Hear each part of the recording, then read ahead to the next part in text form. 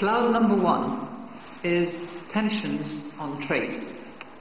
Cloud number two, monetary tightening and its impact on the financial and financing costs for both sovereign and corporate and household borrowers.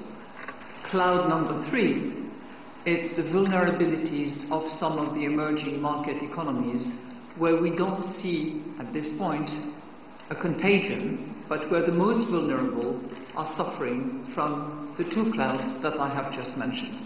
So our recommendations for all developing countries are fairly straightforward. First, we urge all countries to make sure that their monetary and fiscal authorities focus on reducing vulnerabilities. Second, we think that this is extremely important for every developing country to focus on their investments in human capital.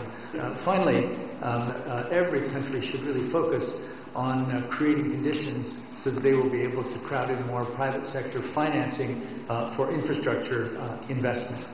The trade is now growing at 3%.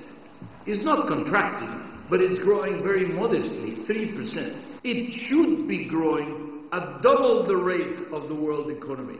That means 7.5% to 8%. It should be the locomotive. And it is not being the locomotive for the reasons we know.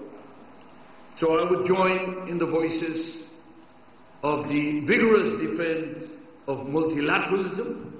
The new tariffs announced this year already cover hundreds of billions of dollars in trade.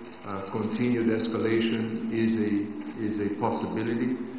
Many WTO members and the business community in general, around the world, are beginning to speak up for trade. They're beginning to speak up for the multilateral trading system. China is clearly one of them.